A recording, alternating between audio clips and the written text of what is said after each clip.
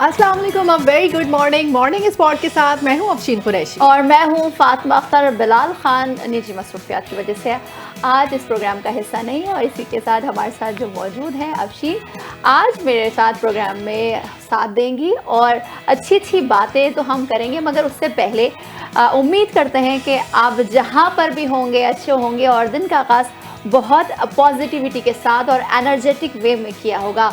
अच्छा जी, आपको फॉर्मेट पता है शो का कि भाई खुशगवार बातें भी होंगी, सेहत और लाइफस्टाइल की टिप्स के साथ साथ याद रखें वही अच्छा होता है जिसका आगाज़ मुस्कुराहट से हो। तो मुस्कुराएं और जुड़ जाएं हमारे साथ अगले अगले 2 घंटे के लिए हमारे साथ आप जुड़ जाएंगे। तो जो पहला सेगमेंट होता है हमारा, उसमें आपको पता है कि सारी टॉप स्टोरीज को डिस्कस किया जाता है और दूसरे सेगमेंट में हमारे साथ कोई ना कोई मौजूद गेस्ट होता है और उसके साथ हम इंटरव्यू करते हैं। तो अब हम अपनी अच्छी बात से अगर आगाज़ करें तो आज की अच्छी बात जो मैं आपको बताने जा रही हूँ वो ये है कि आज की दुनिया में जहाँ लोग अक्सर एक दूसरे से आगे निकलने की दौड़ में लगे रहते हैं, एक छोटी सी बात अक्सर नज़रअंदाज हो जाती है और वो ये है कि दूसरों की खुशी में खुश होना। बिल्कुल ऐसे ही अफशीन, हम समटाइम्स ऐसा लगता है कि अगर कोई खुश है या कोई अचीवमेंट हुई है उसको, बट हम थोड़े से सैड हो जाते हैं कि अरे उस मकाम पर हम क्यों नहीं है। तो आज यही हम बात कर रहे हैं कि जब कोई दूसरा खुश हो तो उसकी खुशी में ही खुश होना चाहिए। किसी की कामयाबी पर दिल से मुस्कुराना, किसी की खुशी को अपनी खुशी समझना, यही वो जज्बा है जो दिलों को जोड़ता है और रूह को सुकून देता है। बिल्कुल दिन की सफाई, मुस्बत सोच और हसद से दूरी, ये सिर्फ अखलाकी उसूल नहीं बल्कि एक खूबसूरत और कामयाब ज़िंदगी की बुनियाद है।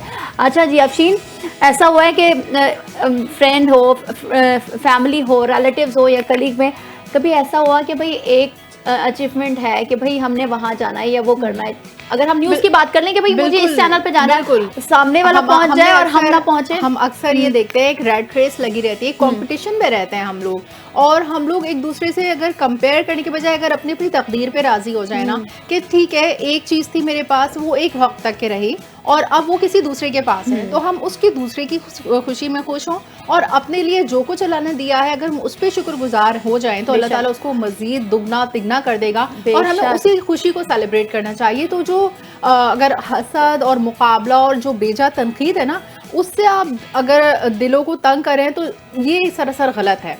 नफरत, हसद और जो मनफी सोच है वो सिर्फ दिल के अंधेरे में धकेलती है और लेकिन जो मोहब्बत और सच्चाई और खुशी ये बांटने के जो जज्बा है ना वो दिल को जीत लेता है। बिल्कुल आपने बड़ी खूबसूरत बात की, तकदीर और जो अल्लाह ताला ने हमारे हिस्से में लिख दिया है उसने, और जो हमारे हिस्से में है वो हमें ज़रूर मिलेगा। ठीक है, दूसरों की खुशी में खुश होना ही हकीकी सुकून का रास्ता है, क्योंकि खुशी सिर्फ पाने में नहीं बांटने में भी है। तो दूसरों के साथ हमेशा पॉजिटिव रहें और अपनी ज़िंदगी में आसानियाँ लाइए। और जाहिर सी बात है, मैं हमेशा ये कहती हूँ कि पॉजिटिविटी ज़रूरी है। नेगेटिविटी को दूर करने के लिए सबसे अच्छा जो आप दिन का आगाज़ करते हैं और वो पहला काम जो होता है वो एनर्जेटिक वे में पॉजिटिविटी को सोचना कि जो आज काम होने जाएगा या होने जा रहा है या जो मैं करने जा रही हूँ या करने जा रहा हूँ वो अच्छा होगा और बहुत अच्छा होगा, उसमें अल्लाह की मर्ज़ी भी शामिल होगी। तो भाई आज की अच्छी बात यही है कि भाई दूसरे जब अगर खुश हो रहे हैं और उनको कोई अचीवमेंट मिल रही है या उनकी कोई कामयाबी है तो उसमें खुश हो ना कि चले। अच्छा ऐसा होता है अफशीन, हम तो ज़ाहिर से बातें करते रहते हैं, गॉसिप हो रही होती है कि भाई अगर उस फलाने ने ये हासिल कर लिया, उसने नई गाड़ी ले ली या उसका इस चैनल पर हो गया, उसने इतने एक्सपेंसिव ड्रेस पहने, तो समटाइम्स हम भी मायूस हो जाते हैं, अल्लाह उसके पास ये सब चीज़ें हमारे पास क्यों नहीं है। नहीं, मुझे लगता है कि ना जिस तरह से हम सोशल मीडिया पे अगर हम देखते हैं तो हर चीज़ वहाँ पर दुरुस्त नहीं है। हम हमेशा सोशल मीडिया पर अपनी लाइफ को, अपने आप को बेटर से बेटर प्रेजेंट करने की कोशिश करते हैं, चाहे बैक और होम जो कुछ भी मसाइल चल रहे हो। जैसे इस वक्त आपकी वालदा की तबीयत सही नहीं है, ठीक है, मेरी वालदा की तबीयत ठीक नहीं है, हम दोनों अपनी अपनी जगह परेशान है, लेकिन क्या हमें स्क्रीन पे अच्छा ही प्रेजेंट करना है? दुनिया हमें देखेगी तो वो कहेगी यार ये लोग कितने खुश हैं, इनकी लाइफ में सब कुछ कितना अच्छा हो रहा है, लेकिन जो कुछ हमारे दिल पे गुजर रही है, जो कुछ हमारे जिंदगी में गुजर रही है, तो वो सिर्फ हमें यही ज़रूरी है पॉजिटिविटी। देखिए हर शख्स के साथ परेशानी है, मगर उस परेशानी को अपनी पॉजिटिविटी के साथ ख़त्म करें और यही अच्छी बात थी। जी चलते हैं आगे और रात भर की खबरों की तरफ मुल्की और आलमी सतह पर क्या अपडेट्स हैं वो आपको बता देते हैं। और साथ ही साथ जो पूरी दुनिया में जो एक गज़ा मुआहदा हुआ है उसके बाद जो अमेरिकी सदर हैं डोनाल्ड ट्रंप, उनकी बात कर लें कि जिन्होंने एक बार फिर हालिया कशीदगी में पाकिस्तान के हाथ भारत के 7 तैयारे गिराने का जिक्र कर दिया है। मैंने ये देखा है कि ना डोनाल्ड ट्रंप ना भारत को जरूर एक ना ये बात का बार बार ताना मारते हैं कि 6 नहीं 7 तैयारे, मतलब 6 तैयारे थे ना, तो वो मजीद एक तैयारा और बढ़ा के बोलते हैं ताकि ना भारत की और मुसलसल वो ये बात कर रहे हैं कि भाई 7 तैयारे गिरा दिए हैं। और अमेरिकी सदर ने ओवल ऑफिस में मीडिया से गुफ्तगू करते हुए कहा कि अब तक 8 जंगें रुकवा चुका हूं। भारत और पाकिस्तान जौहरी जंग के बहुत करीब थे। पाक भारत जंग में 7 तैयारे गिराए गए थे। सदर ट्रंप ने भी कहा कि वज़ीर आज़म शहबाज शरीफ ने मुझे कहा कि आपने लाखों जिंदगियां बचाई हैं। जी बार बार ये तबसरा होता है ना, तो मुझे ऐसा लगता है जो भारतीय हैं और जो भारत के वज़ीर आज़म नरेंद्र मोदी, उनको ये बात जो ना वो बहुत खुशगवार गुजरती है, क्योंकि वो बार बार जिक्र हो रहा है भाई 7 तैयारे 7 तैयारे 7 तैयारे। और जहाँ तक कि ट्रंप की बात है, अगर वो इस वक्त पाकिस्तान का साथ नहीं देता तो इंडिया ने तो पाकिस्तान को बहुत बुरी तरह इस चीज़ पे मलाइन करने की कोशिश करनी थी और एक मुहिम चलानी थी। जैसा कि आपको पता है कि कोई ना कोई इंडिया पाकिस्तान के खिलाफ कार्रवाई करते ही रहता है और वो अभी भी कर रहा है, वो तो अपनी कोशिश से बाज नहीं आएगा। लेकिन ट्रंप ने जिस तरह से पाकिस्तान की सपोर्ट में आगे बढ़कर पाकिस्तान की तारीफ की है, फील्ड मार्शल को फेवरेट करार दिया है और जिस तरह से पाकिस्तान की जो ये जंग में जीतने की कामयाबी को सेलिब्रेट किया है, तो उस पर भारत की जो सुबकी हुई है, तो मैं समझती हूँ कि भारत ने और ना सिर्फ वो टैरिफ का मामला भारत से अटका हुआ है, तो इस वजह से भी ट्रंप की भारत से कुछ नहीं बन पा रही है। लेकिन ये कि पाकिस्तान को जिस तरह से वो प्रायोरिटाइज कर रहा है, तो उसमें जो है भारत को बहुत ज़्यादा आग लगी हुई है आग लगी है। और साथ ही साथ ट्रंप ने कहा है कि पाकिस्तानी वज़ीर आज़म का इशारा उस मुमकिना एटमी जंग की जानिब था जो भारत और पाकिस्तान के दरमियान छिड़ने के करीब थी। अमेरिकी सदर ने ओवल ऑफिस में सहाफ़ियों से गुफ्तगू के बाद व्हाइट हाउस में वॉर रूम प्रोजेक्ट के शाइस्ता खिताब के दौरान भी पाक भारत जंग रोकने का जिक्र किया। और ट्रंप साहब ने कहा कि मुझे जंगे रोकना पसंद है, तिजारत को जंगे रोकने के लिए इस्तेमाल कर दो। अच्छा जी, बड़ी खूबसूरत बात कह लें, हंसी की बात कर लें भाई, उनको जो है ना अमन बहुत पसंद है और वो जो है ना अमन के दाई बने हुए हैं आजकल, और वो बार बार कह रहे हैं कि भाई मैं जंग रुकवा रहा हूँ क्योंकि मुझे जंग रुकवाना बहुत अच्छे से आता है और मुझे पसंद भी। और साथ ही साथ वो ये भी कह रहे हैं कि मैंने 8 माह में 8 जंगे रोकी है, मगर भी फिर भी उनको नोबेल इनाम नहीं मिला। वो अफसरदा भी दिखाई दे रहे हैं। तो होते हैं, देखें वो उन्होंने 8 माह में जो 8 जंगों की बात कर रहे हैं ना, तो वो हर जगह जाके अपनी सिफारतकारी के ज़रिए ये बात करने की कोशिश करते हैं कि किसी तरह जंग रुके। बहुत सारी ईरान की हो गई, पाक भारत की हो गई, दूसरी और जंगें हो गई। उन्होंने जहाँ जहाँ अपना काम किया है उनकी इस कंट्रीब्यूशन को भी नज़रअंदाज नहीं कर सकते। और जहाँ तक ये नोबेल इनाम की बात है ना, तो देखिए इस वक्त उनका जो स्टेटस है ना, और जिसको नोबेल इनाम मिला है उनके स्टेटस में ज़मीन आसमान का फ़र्क है। वो बिल्कुल पीस मेकर है और इनका जो काम है वो कहीं ना कहीं डिप्लोमेसी से काम लेना है। मगर तो वो बार बार कहते हैं नहीं मिल सकता था कि भाई मैंने शायद जंग रुकवाई है, मैंने कई जैसे अब वो टारगेट जो वर्ड्स हैं 8 जो अदाद-ओ-शुमार वो बता रहे हैं कि 8 माह के दौरान 8 जंगें रुकवाई और जो 8 जंगें रुकवाने का नोबेल नहीं मिला, हो सकता है वो ये उम्मीद जाहिर कर रहे हैं कि अगले साल मिल सके और बेहतर। अमरीकी सदर ने कहा कि वो यूक्रेन जंग भी ख़त्म करने की कोशिश कर रहे हैं। जी हाँ, ये जो तमाम तर मामलात हम देख रहे हैं कि गज़ा मुआहदे के बाद हुआ है। अमरीकी सदर डोनाल्ड ट्रंप पाकिस्तान की तारीफ भी कर रहे हैं और जो भारतीय तैयारे हैं बार बार वो हर प्रेस कॉन्फ्रेंस में ये बात करते हैं कि भाई उनके तैयारे गिराए गए पाकिस्तान की जानिब से, साथ साथ मैंने जंग रुकवाई और मुझे नोबेल नहीं मिला, तो चलें नोबेल हमें मिल जाएगा। जी आगे बढ़ते हैं अफशीन और हम बात कर देते हैं कुछ हिंदुस्तान की खुफिया हिमायत की, जो कि हम देख रहे हैं कि आजकल दिख रहा है। और मैंने देखा कि जब भी पाकिस्तान से किसी ने भी जंग लड़ने की कोशिश की है उसने मुंह की खाई है।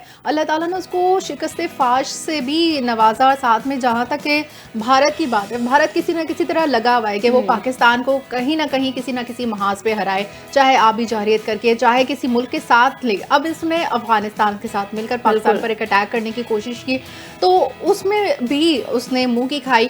तो सिर्फ अगर उनकी बात की जाए तो अफगानिस्तान ने एक तरह से अपोलोजाइज भी किया पाकिस्तान से, लेकिन फिर वही बात हो गई ना कि उसने अपना भारत के साथ उनके ऐसा नाम कह तो सकते हैं बदनाम कर भाई दिया। कि भाई वो जो स्पॉन्सरशिप थी ना वो ख़त्म हो गई, क्योंकि अफगान तालिबान ने घुटने टेक दिए हैं। अफगान तालिबान की दरख्वास्त पर पाकिस्तान ने सीज़ फायर का फैसला कर लिया है। वजारत ख़ारजा के मुताबिक अफगान तालिबान रजीम की जानिब से जंगबंदी की दरख्वास्त की गई थी। वजारत ख़जाना के मुताबिक अफगान तालिबान की दरख्वास्त पर आज शाम 6 बजे से अगले 48 घंटों के लिए आर्जी तौर पर सीज़ फायर का जो है वो फैसला कर लिया गया है। अब वजारत ख़ारजा कह रहे हैं कि दो तरफा तामीरी बातचीत से मसले का मुस्बत हल तलाश करने की कोशिश करेंगे।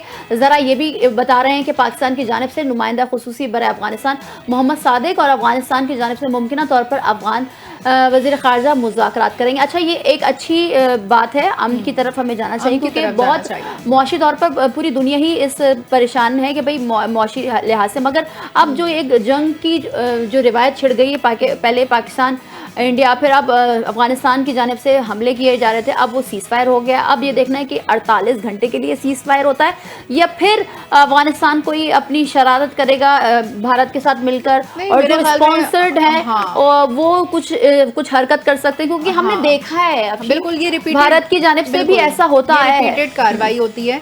और एक दफ़ा वो सीज़ फायर करके पीछे हट जाते हैं, माफ़ी भी मांग लेते हैं, लेकिन फिर क्या करेगा भारत को, फिर दोबारा वो जो कीड़ा है ना भारत में, तो वो फिर जागेगा और वो फिर अफगानिस्तान को बरगलाएगा और फिर अफगान। और अगर आपने मैंने कुछ दिनों पहले एक वीडियो देखी थी डॉक्टर स्टार की, मैं उनको बहुत फॉलो करती हूँ और वो हमेशा सही प्रेडिक्शन करते हैं। उन्होंने अपनी प्रेडिक्शन में ये भी बताया था कि भारत अफगानिस्तान के साथ मिलकर पाकिस्तान के पर एक बहुत बड़ा हमला करेगा, तो हमें उस वक्त के लिए भी तैयार रहना चाहिए। और बिल्कुल हमारी जो पाक फौज है वो मुस्तैद है, और अगर खुदा न खास्ता ऐसी कोई कार्रवाई होती है तो हम इसका भी मुंह तोड़ जवाब देने की सलाहियत रखते हैं। बिल्कुल, वज़ीर दिफा ख्वाजा आसिफ की बात कर लेते हैं, जिनका कहना है कि अफगान तालिबान इस वक्त भारत की प्रॉक्सी बने हुए हैं। मैं नहीं समझता कि ये सीज़ फायर ज़्यादा देर पर निकल पाएगी, मतलब क्योंकि ज़ाहिर सी बात हम बार बार ये कह रहे हैं ना कि एक बार सीज़ फायर हो रहा है फिर अफगानिस्तान हमला कर रहा है। अच्छा, अफगानिस्तान सीज़ फायर की खिलाफ वर्जी करता रहता है तो हमें जवाब देना पड़ेगा। ख्वाजा आसिफ साहब ये कह रहे हैं कि पाकिस्तान अफगानिस्तान में 48 घंटे का सीज़ फायर हुआ है, हम पर जंग मुसल्लत की जाती है तो जवाब देना हमारा हक बनता है। बिल्कुल ऐसा ही है भाई, अगर आप किसी को छेड़ेंगे तो फिर आप उसका जवाब भी आपको मिलेगा, और अच्छा जवाब मिलेगा। अफवाज पाकिस्तान है, वो जानते हैं कि किस तरह दुश्मन के साथ पेश आना है, और जिस तरह से भारत की जंग और उसके बाद अफगानिस्तान की जानिब से जो सरहद पार ये जो बदमाशी की जा रही है, जो हमले किए जा रहे हैं, अब उसका मुंह तोड़ जवाब जो है अफवाज पाकिस्तान दे रही है। बिल्कुल, वज़ीर दिफा ख्वाजा आसिफ का कहना था कि अफगान तालिबान इस वक्त भारत की प्रॉक्सी बने हुए हैं और तालिबान के फैसले इस वक्त दिल्ली से स्पॉन्सर्ड हो रहे हैं, और ये जो वक्त है ना इसमें काबुल दिल्ली की प्रॉक्सी वॉर लड़ रहा है। तो भारत के जो जहाज गिराए जाने की गवाह पूरी दुनिया है, उनका कहना था कि जो अफगानिस्तान है उन्होंने एक टैंक दिखा रहे हैं, तो ये दावा कर रहे हैं कि ये पाकिस्तान का है जो टैंक अफगानिस्तान दिखा रहा है, वैसा टैंक हमारे पास है ही नहीं। तो उन्होंने कहा है कि न जाने किस कबाड़ी से उन्होंने टैंक लिया और अब झूठ बोल रहे हैं। तो इस तरह की जो है ना गीदड़ भपकियां ये इनकी तरफ से चलती तमाम रहती हैं। सिचुएशन हमने पाक भारत जंग में भी देखी थी कि भाई जो इंडियन मीडिया था उसने कराची भी फतह कर ली, लाहौर भी फतह कर लिया भाई, लाहौर के पोर्ट्स तक जो कि है ही नहीं वहां पर वो तक तबाह कर दिए भाई। मतलब आप सोचे कि इंडियन मीडिया जो कुछ बोल रहा था, उनके अवाम कह रहे थे कि ये हमें क्या दिखा रहे हैं। उन्होंने टीवी देखना बंद कर दिया था वहां पर, तो बॉयकॉट कर दिया था उन्होंने कि भाई हमारे न्यूज़ चैनल हमें गुमराह कर रहे हैं। तो बहरहाल मुझे लगता है जब ये इंडियन मीडिया कर रहा था ना तो ये सदी का सबसे बड़ा जोक था और सब लोगों ने इस पे जो मीम्स बनाई है और फिर पाकिस्तान ने जिस तरह एंजॉय किया ना इसको, तो भारत के मजीद एक दफा और आग लग गई। मतलब एक आग तो उसको अपनी नाकामी की होती है, दूसरी आग उसको सोशल मीडिया पे जब मीम्स उसके बाद बनती है ना। अच्छा जी, जो ये अफगानिस्तान की जानिब से जो अफगान तालिबान और जो स्पॉन्सर्ड भारत की जानिब से जो दहशतगर्दी हो रही थी, अब उसके बाद हम ये देख रहे हैं कि अफगानिस्तान में बरसर इक़्तिदार तालिबान हुकूमत में इख्तलाफ बढ़ गए हैं और एक दूसरे पर इल्ज़ाम तराशा करने लगे। अफगान मीडिया रिपोर्ट के मुताबिक गुज़िश्ता दिनों अफगान वज़ीर दाखिला सिराजुद्दीन हक्कानी ने पक्तिका का दौरा किया है, जहाँ उन्होंने मकामी कबाइल से मुलाकातें की और खिताब भी किया। अच्छा, उनकी जानिब से जारी बयान के मुताबिक वज़ारत दाखिला ने हुकूमत और अवाम के इत्तेहाद की ज़रूरत पर जोर दिया और कहा कि हमें माजी में जिहाद की तरह मुत्तहिद होना चाहिए। मतलब माजी में जो आपको पता है ना, यूएसएसआर के दौर में वहाँ पर भी एक जहादी था, जहाद को नाम दिया था उस चीज़ को, लेकिन एक वो मुत्तहिद होकर उन्होंने हमला किया। तो ज़ाती मफादात पर जो कौमी मफादात हैं उनको तरजीह देनी चाहिए। और उन्होंने कहा कि अफगानों के लिए मजहब और वतन दोनों अहम है। मजबूत इस्लामी अकीदे के साथ मुल्क की तरक्की के लिए मिलकर काम करना चाहिए। और उन्होंने कहा कि अवाम को नरमी के साथ इस्लामी अक़दार का एहतराम करने की तरफ राग़िब करना चाहिए। जबकि दूसरी जानिब अफ़गान मीडिया का कहना था कि इसी खिताब के दौरान सिराजुद्दीन हक्कानी ने नाम लिए बगैर दीगर तालिबान रहनुमाओं पर तनकीद भी की और कहा कि कुछ लोगों का जंग में कोई किरदार नहीं, लेकिन वो फतह और इक़्तिदार में वापसी का क्रेडिट ले। अच्छा जी, बात यही वाज़ेह की और वज़ीर दिफा ख्वाजा आसिफ भी कह रहे थे कि भाई अपने मुल्क को देखें पहले और फिर जाके भारत से गठजोड़ करें, जिसकी जानिब से कहा जा रहा है कि भाई आप जो है पाकिस्तान के खिलाफ जो है ना साजिशें करें और पाकिस्तान में दहशतगर्दी करें या पाकिस्तान में ब्लास्ट करें या अपनी सरहदों से पाकिस्तान पे जंग छेड़ें। तो भाई पहले अपना मुल्क देखें, अपने मुल्क की जो दरारें जो पड़ रही ना उसको मेरे ख्याल में भारत ने उनको यही एक साइडलाइन पे कहा होगा कि हम आपकी मईशत में आपकी हेल्प करेंगे, आप हमें पाकिस्तान के खिलाफ जंग जीतने में मदद करें। लेकिन ये कि अफगानिस्तान को फिर भी याद रखना चाहिए कि पाकिस्तान और अफगानिस्तान दोनों मुस्लिम ममालिक हैं और मुस्लिम को इत्तेहाद की ज़रूरत है बजाय इसके कि किसी गैर मुल्की एजेंट की बातों में आने की। और दूसरा ये कि अफगानिस्तान को याद रखना चाहिए हमने कितने अफगानी रेफ्यूजीज को पनाह दी अपने मुल्क में, अब हमारे मुल्क में है मुहाजिरीन है अफगानिस्तान में, अभी भी हमने बहुत सौ को निकाल दिया तो कुछ ना कुछ नजर आ जाते हैं ठेले पे काम करते हुए, यानी कि कंप्लीटली वाइप आउट फिर भी नहीं हुआ है। लेकिन ये कि हमने जब आप लोगों को वेलकम किया, बिल्कुल अंसार महाजरीन वाला हमने किरदार अदा किया, तो फिर आप लोगों ने भी उसका एहसान फरामोशी का नहीं करना चाहिए। बिल्कुल अच्छी खबर देंगे अवाम को और ये अच्छी खबर पाकिस्तानी अवाम जो है वो बेताब रहती है। और ये अच्छी खबर ये कि वज़ीर आज़म ने पेट्रोलियम मसनूआत की कीमतों में कमी की मंजूरी दे दी है। वज़ीर आज़म की मंजूरी के बाद पेट्रोलियम मसनूआत की कीमतों में कमी का नोटिफिकेशन भी जारी कर दिया गया है। और जो नोटिफिकेशन के मुताबिक है पेट्रोल की जो कीमत है 5.66 पैसे फी लीटर कमी की मंजूरी दे दी है। आज आते हुए पेट्रोल डलवाया होगा तो उसमें 5 रुपए कुछ कम आपने ऑलमोस्ट 6 रुपए तो चले बहुत कम अमाउंट है, बट अच्छी बात है कि ये कमी की गई है। वो इसलिए क्योंकि ज़रूरी है इस महंगाई के दौर में हर अवाम जो है अवाम को हर सहूलियात मिलने चाहिए। अच्छा जी, रेट्स बता दें आप। तो पेट्रोल है उसकी जो नई कीमत है वो 263 रुपए 2 पैसे फी लीटर मुकर्रर की गई है और डीजल की कीमत में 1 रुपए 39 पैसे फी लीटर कमी की मंजूरी दी गई है। और जो डीजल की नई कीमत है वो 275 रुपए 41 पैसे फी लीटर मुकर्रर की गई है, जबकि मिट्टी के तेल की कीमत 3 रुपए 26 पैसे फी लीटर कमी के बाद 181 रुपए 71 पैसे फी लीटर मुकर्रर की गई है। और लाइट डीजल ऑयल की कीमत की बात करें तो वो 2 रुपए 74 पैसे कमी के बाद 162 रुपए 76 पैसे मुकर्रर हो गई। ठीक है भाई, ये तो एक अच्छी खबर हो गई। अब बहुत सारी खबरों के साथ एक खबर ऐसी शामिल करते हैं जिसके लिए हमारे वज़ीर आज़म का जिक्र करना ज़रूरी है। और ये जिक्र इसलिए कि बरतानवी अखबार द गार्डियन का वज़ीर आज़म शहबाज शरीफ के बारे में अहम मौक़िफ़ सामने आया। अखबार ने लिखा है कि अमेरिकी सदर डोनाल्ड ट्रंप को संभालना सिर्फ पाकिस्तानी वज़ीर आज़म शहबाज शरीफ को आता है।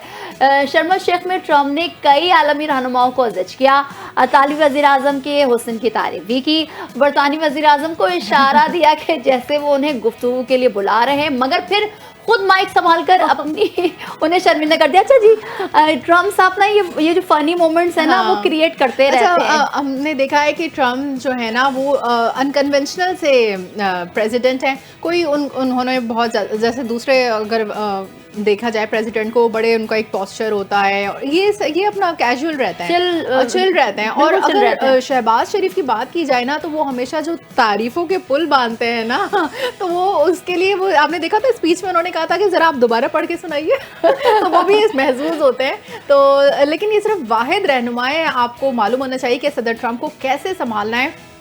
तो वो पाकिस्तान के वज़ीर आज़म शहबाज शरीफ थे। द गार्डियन ने अपनी रिपोर्ट में लिखा है कि शहबाज शरीफ ने सदर ट्रंप की बहुत ज़्यादा तारीफ की और एक मौके पर ट्रंप ने स्टेज की जानिब वापस आना चाहा तो शहबाज शरीफ ने उन्हें रोक दिया और अपनी तकरीर का सिलसिला जारी रखा। मतलब हमारे शहबाज शरीफ के ज़रा वो गट्स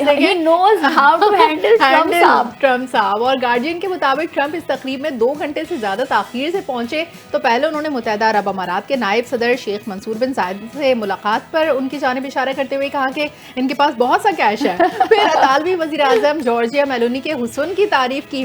फिर हंगरी के सदर विक्टर ओरबान के बारे में कहा कि उन्होंने बहुत से लोग पसंद नहीं करते मगर मैं उन्हें पसंद करता हूँ और अहमियत भी सिर्फ भाई मेरी ये जो है। फनी फनी मोमेंट्स और ये जो तंजिया और उनके दिल में दिमाग में जो बात होती है ना वो कह देते हैं, वो कतराते नहीं कि भाई दूसरे भी सदर हैं या दूसरे भी वजीर आजम है या मैं अमेरिकी सदर, तो भाई ऐसा नहीं है, वो कर देते हैं। मगर हाँ, शहबाज शरीफ की तारीफ करनी चाहिए कि भाई उन्होंने ट्रम्प को संभाला है। जी आगे बढ़ते हैं। आपको बताते हैं कि वफाकी वजीर खजाना सेनेटर मोहम्मद औरंगजेब ने अपने हालिया दौरे अमेरिका के दौरान सऊदी अरब के वजीर खजाना मोहम्मद अब्दुल्ला अब्दुल अजीज अल जिद्दान से अहम मुलाकात की है, जिसमें पाकिस्तान और सऊदी अरब के माबैन बढ़ते हुए तजारती और इक़्तिसादी ताल्लुकात, सरमायाकारी और निजकारी के उमूर पर तफसीली बातचीत हुई है। अच्छा जी, मुलाकात का हवाला बता रहे हैं आपको। तो मुलाकात के दौरान वजीर खजाना ने सऊदी हम मनसब को पाकिस्तान में जारी निजकारी प्रोग्राम, खास तौर पर कौमी एयरलाइंस और हवाई अड्डों की निजकारी पर होने वाली पेशरफ से भी आगाह किया है।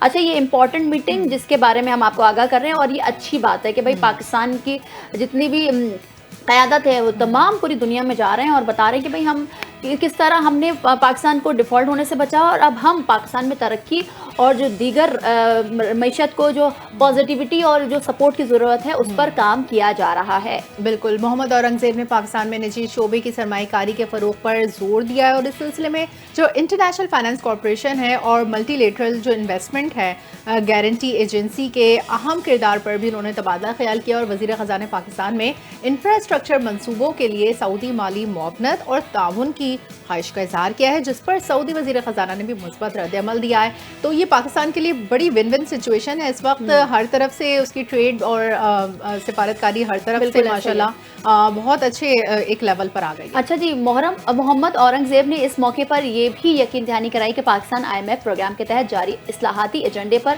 साबित कदमी से अमल पैरा है और मईशत को पायदार बुनियादों पर मुस्तहकम करने के लिए हुकूमत संजीदा इक़दाम भी कर रही है। दोनों वज़राए ख़ज़ाना ने इस बात पर इत्तफ़ाक़ किया कि पाकिस्तान और सऊदी अरब के ताल्लुकात से रिवायती दोस्ती तक महदूद नहीं बल्कि दोनों ममालिक के दरमियान स्ट्रेटेजिक इक़्तिसादी शराकतदारी के वसी इम्कानात मौजूद हैं जिन्हें मज़ीद वुसअत दी जाएगी। अच्छा जी, ये बहुत इंपॉर्टेंट मीटिंग और बताया गया कि पाकिस्तान में किस तरह से मईशत को चलाने के लिए काम किया जा रहा है। नेक्स्ट स्टोरी पर हम अगर आए तो आपको बताएं, जो मोदी सरकार है ना उस पर अमरीकी टैरिफ भारी पड़ गया है। आपको तो पता है कि भारत ने ट्रम्प सरकार के आगे घुटने टेक दिए और अमेरिका की जानिब से जो भारी टैरिफ के बाद भारत ने अमेरिकी सदर को रूस से तेल ना खरीदने की यकीन दहानी कराई है। तो अमेरिकी सदर डोनाल्ड ट्रम्प ने ओवल ऑफिस में मीडिया से गुफ्तगू करते हुए कहा है कि जो भारतीय वज़ीर आज़म नरेंद्र मोदी हैं उन्होंने इन्हें रूस से तेल ना खरीदने की यकीन दहानी कराई है और कहा है कि भारत की जानिब से रूसी तेल की खरीदारी पर वो खुश नहीं थे, मगर अब ये मामला तय हो गया है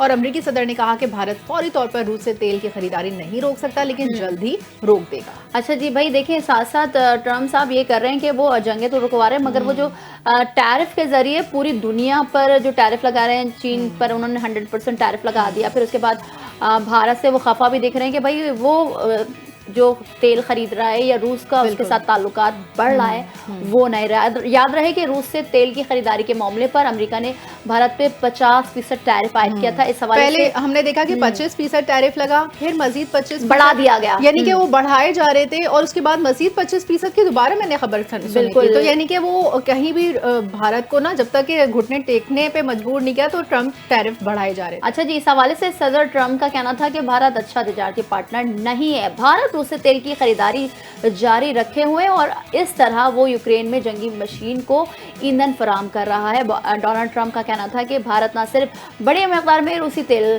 खरीद रहा है बल्कि इसे फरोख्त करके मुनाफा भी कमा रहा है। जी भाई, अमेरिकी सदर डोनाल्ड ट्रम्प भारत से नाराज नजर आ रहे हैं, खफा नजर आ रहे हैं क्योंकि वो रूस से ताल्लुकात बढ़ा रहे हैं। और रूस तो समझे कि अमेरिका का एक तरह से आजली दुश्मन ही है। रशिया तो हमेशा से, बल्कि एक वक्त में वो भी सुपर पावर हुआ करता था। अब क्योंकि अमेरिका सुपर पावर है तो वो रशिया को किसी भी तौर आगे बढ़ते देखना नहीं चाहता और जहां कोई उसका साथ देने की कोशिश करेगा ट्रेड में किसी भी हवाले से तो वो उस मुल्क से भी ताल्लुक खराब कर लेगा। तो हमारे सबके नेशनल इंटरेस्ट जुड़े हुए होते हैं अमेरिका के साथ कि जिसकी बुनियाद पर हम चाहे उस मुल्क का साथ देना चाहें लेकिन हम रुक जाते हैं बिल्कुल ऐसा हमें आगे से ऑर्डर नहीं बात मिल कर रहे लेते हैं मौसम की। अब तो इंटरनेशनली तो हमने बात कर ली, मौसम की क्या सिचुएशन है आपको बताएं कि मुल्क के बेशतर इलाकों में आज मौसम गर्म और खुश रहेगा, तहम शिमाली इलाकों और पहाड़ी सिलसिलों में चंद मकामात पर गरज चमक के साथ बारिश की तवक्को है। पंजाब के मैदानी इलाकों में आज गर्मी की शिद्दत में इजाफा देखने को मिलेगा। अगर लाहौर की बात करें और उस साइड के बात करें तो लाहौर, मुल्तान, फैसलाबाद और भावलपुर में दर्जा हरारत 35 से 40 डिग्री सेंटीग्रेड तक रहने का इम्कान है। दिन के औकात में धूप तेज और मौसम खुश रहेगा। भाई मैं तो कहती हूँ लाहौर का बहुत ही खूबसूरत मौसम होता है। मैं तो फ़ैन हूँ लाहौर और इस्लामाबाद के मौसम की, और वहाँ पर जो क्लीनलीनेस और ग्रीनरी है उसकी भी। तो लाहौर में हवाओं का हल्का झोंका मौसम को निस्बतन खुशगवार बनाने की कोशिश करेगा। जहाँ तक कि सिंध की बात है तो सिंध भर में मौसम इंतहाई गर्म और खुश्क है। जैसा कि आपको पता है यहाँ पर कितनी ह्यूमिडिटी होती है। तो कराची में दर्जा हरारत 36 डिग्री सेंटीग्रेड तक जा सकता है और कराची में समंदरी हवाएं चलने का सिलसिला जारी रहेगा, जो गर्मी की शिद्दत को जुज़वी तौर पर कम कर देगा। हाँ जी, आगे आपको मुख्तलिफ हिस्सों से भी बता दें कि पेशावर, मर्दान, सवाबी और दीगर मैदानी इलाकों में मौसम गर्म और खुश रहेगा, जबकि दीर, सवात, मालाकान, चित्राल और मानसेरा में शाम के वक्त गरज चमक के साथ बारिश हो सकती है। कोयटा, योब, सिबी, खुजार और तुरबत में मौसम खुश्क और दिन के औकात में शदीद गर्म रहने का इम्कान है। अगर तुरबत साइड पर रुख करें तो तुरबत और पंजगोर में दर्जा हरारत 40 डिग्री से तजावुज़ कर सकता है। गिलगित, स्कर्दू, मुजफ्फराबाद और गिरदानवा में मतला जुज़वी तौर पर अबर आलूद रहने का इम्कान है और चंद मकामात पर हल्की बारिश भी हो सकती है। अब मुल्क का जो मौसम है वाकई में महकमा मौसम जो बता रहा है वो थोड़ा सा गर्म है। बिल्कुल। अगर हम पहाड़ी इलाकों की बात करें तो हिली एरियाज जितने भी हैं वहाँ पर भी मौसम खुशगवार और दर्जा हरारत मुतदल रहेगा। आगे बढ़ते हैं और अब कुछ बात कर लेते हैं इसी मौसम से रिलेटेड होने वाली जो हेल्थ इश्यूज हैं, वायरल जो हो जाते हैं, नज़ला ज़ुकाम शुरू हो जाता है। तो ये जो मौसम की तब्दीली के साथ आम बीमारियां हैं ना, इसमें से एक है जो हर उम्र के अफराद को मुतासर कर सकती है और इस बीमारी की शिद्दत मुख्तलिफ हो सकती है, मगर अगर वक्त पर एहतियात ना की जाए तो ये पेचीदगियों का बाइस बन सकती है। नज़ला ज़ुकाम की अलामत में नाक बंद होना, छींके, गले में खराश, हल्का जो बुखार सा चढ़ जाता है, कितनी अजीब सी फीलिंग आती है उसमें। तो नज़ला ज़ुकाम एक आम लेकिन कसरत से पेश आने वाली जो बीमारी है वो जो ख़ास तौर पर सर्दियों और मौसम की तब्दीली के दौरान ज़्यादा शिद्दत से नमूदार होती है।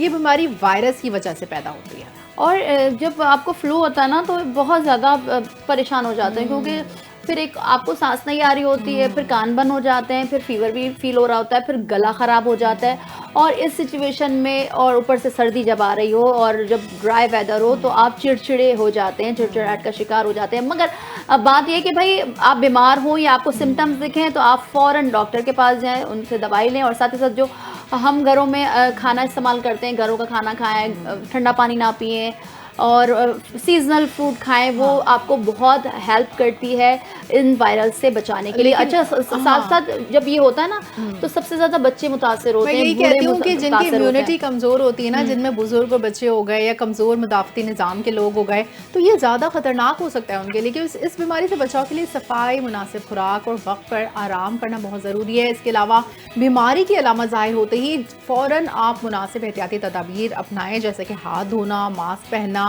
भीड़ भाड़ से बचना और इन्फेक्शन के फैलाव को रोकने में मददगार साबित होता है। हाँ, तो फिर भाई आज से तैयार कर लें कि भाई वेदर आ रहा है, गला भी ख़राब हुआ हुआ है, फ्लू भी हो रहा है, बहुत ज़्यादा वायरल्स बहुत फैले हुए, तो भाई एहतियात करें, मास्क पहने और अपने आप को भी बचाएं और दूसरों को भी बचाएं। आशा जी आगे बढ़ते हैं और जो सबसे फेवरेट टॉपिक होता है हम सबका, टूरिज्म का। टूरिज्म में आज आप हमें कहाँ विजिट करवा? अच्छा जी, हम चलते हैं वादी नीलम, जहाँ पर जो मनाजिर है, खूबसूरत मनाजिर है, कुदरत के, सखावत के और ज़बानों की जीती जागती तस्वीर, वो सब आपको दिखाएंगे। क्या हो रहा है, खाने क्या पसंद किए जाते हैं और क्या क्या हो रहा है वहाँ पर, वहाँ रुक करते हैं, देखते हैं कि ये वादी नहीं एक ख्वाब है जिसको अब आप इस रिपोर्ट में मुलाहिजा करेंगे।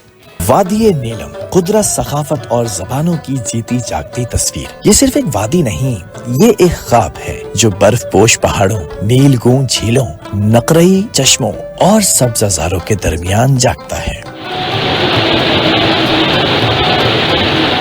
वादी नीलम, आजाद जम्मू कश्मीर का दिल, कुदरत का एक नायाब शाहकार जो न सिर्फ कुदरती हुस्न का आईना है बल्कि तारीख, तहजीब और सखाफत का एक जीता जागता हवाला भी। कभी जिसे दरावा कहा जाता था वो आज वादी नीलम है। साल 1956 में बदला गया ये नाम आज हजारों सयाहों के दिल में बसा है। नीलम आजाद कश्मीर का सबसे बड़ा जिला है जिसे 2005 में बाकायदा जिले का दर्जा दिया गया। इसका सदर मुकाम अट मुकाम है। वादी नीलम 240 किलोमीटर तवील और तकरीबन 30 किलोमीटर चौड़ी है, जिसका कुल रकबा 3621 मुरब्बा किलोमीटर है, जो आजाद कश्मीर के कुल रकबे का तकरीबन 27% बनता है। जिला नीलम की सरहदें शुमाल और मशरक में गिलगित बल्तिस्तान के अजला, मशरक में मकबूजा कश्मीर, मगरिब में खैबर पख्तूनख्वा और जुनूब मगरिब में मुजफ्फराबाद से मिलती हैं। वादी नीलम की हसीन वादी हर संगे मील पर एक नई कहानी सुनाती है। यहाँ की सरजमीन ऐसी है जो बर्फ की सफेद चादर ओढ़कर आसमान से बातें करती है और गर्मियों में खुशबू से महकते हवा के झोंके लिए दामन फैलाए रखती है। हर समत, हर कोशा, हर वादी एक अलग रंग, एक अलग फसाना। यहाँ का हर पत्थर, हर दरिया, हर झील, हर दरख्त गवाह है उन तहजीबों का जो वक्त की धूल में मध्यम तो हो गई मगर मिटी नहीं। वादी नीलम सिर्फ मनाजिर का इम्तिजाज नहीं, ये जबानों का संगम भी है। यहाँ बोली जाती है कश्मीरी, वो लहजा जो मुजफ्फराबादी कश्मीरी से मुख्तलिफ है मगर इतना ही दिलनशीन भी है। यहाँ की फजाओं में गूंजती है शीना, कभी ग्रीसी, कभी चलासी। यहाँ गोजरी की मिठास भी है और पश्तो की रवानी भी, जिसे यहाँ के लोग मोहब्बत से पख्तो कहते हैं। और एक नायाब खजाना कुंडल शाही जो वक्त के कदमों तले दबती जा रही है, सिर्फ चंद घरों में बाकी रह गई है। यहाँ के लोग मुगल, बट, दारदक, गुज्जर, सैयद, यूसुफजई, मागरे गोया एक गुलदस्ते के फूल जो रंग अलग अलग मगर खुशबू एक जैसी रखते हैं। मोहब्बत, रवादारी, भाईचारा, ये वादी सिर्फ सयाहों के लिए दिलकशी नहीं रखती बल्कि मुहक्किकीन, लिसानियत दानों, मौरिखों और फनून लतीफा के चाहने वालों के लिए एक खुला खजाना है। नीलम सिर्फ खूबसूरती नहीं, एक एहसास है, ऐसा एहसास जो हर दिल को छू लेता है, हर रूह को महका देता है। ये वादी खामोश है मगर इसकी खामोशी में गहरी सदाए वक्त छुपी है। ये सदाए नीलम है जो सदियों से बह रही है और आने वाली सदियों तक बहती रहेगी।